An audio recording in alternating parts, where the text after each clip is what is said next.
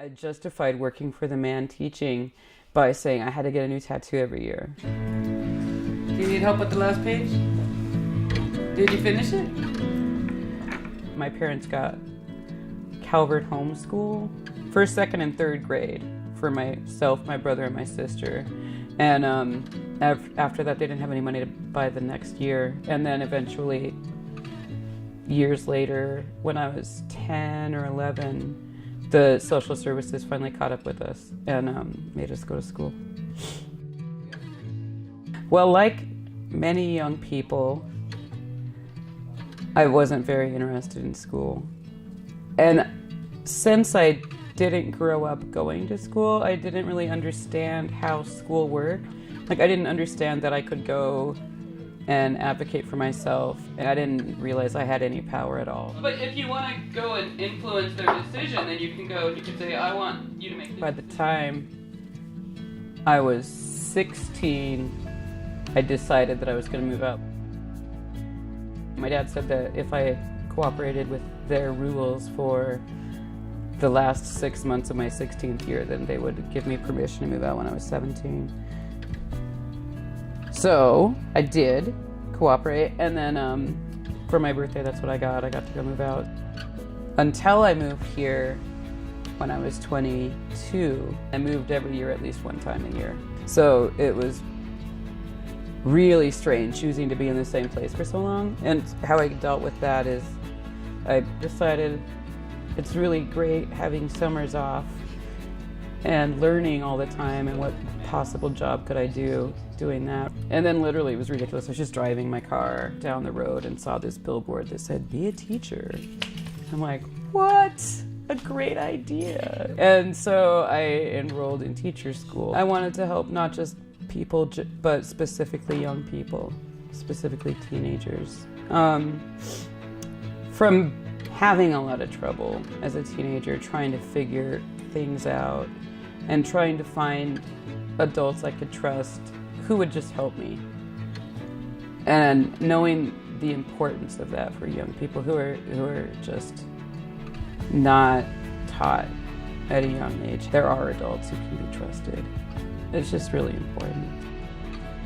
I thought that I would be a social studies teacher, but they looked at my transcripts and they said, no, you're going to be a science teacher, and I was really bummed. I never took science. I never had a science class ever. It works! Yeah. Cool. But I'm super grateful that I was able to be a science teacher instead, because I can teach anything. 51. And okay. Science is in all the things. And I always bring in more like real world applications to it, so it makes it more relevant to the students. And I'm able to do that, and also to build all kinds of projects and do really, really cool hands-on things that are more interesting and scientific based. And if they're acting it out, then it makes it more relevant to them too, because nobody wants to have their time wasted doing stuff that they don't think matters. And sometimes that's really challenging, but it's the only way they're ever going to listen. I wouldn't have the freedom to teach in exactly the way I teach at a different, more comprehensive high school. Gateway High School is an alternative school. The students who we get are students who are struggling or having trouble at the bigger high schools for a number of reasons. Usually it's because they're failing a lot of classes, or having problems with attendance, or they have a lot of anxiety and can't handle the big classes. I've got like 15 kids on the attendance roster, but maybe 3 are in the room. Oh no, actually that's all, just one. Oh wait, no, she was there. But even so, like all of these slashes, it's real bad. They cannot not complain about how bogus they think school is, and how much it's like a prison, and how the rules are lame and all this. And I don't bother arguing with them about it. Like, yeah, you're right, it's hard. Good job, like, sticking with it. And then I try to point out, like, what's the point of it? Why do I even care? Why do I think they should do it? Like, it'll help you. Practicing these kind of things, doing things that you don't like a lot every day is helpful in your life. If you want to ever succeed at anything, you have to do it a lot, and you have to practice it, and you have to have discipline, and you have to get through the difficult parts to move to the parts where it's not as difficult. And that's what I just keep trying to remind students, like, even if it seems pointless and useless, and a lot of it might be, but there are important lessons to learn going to school.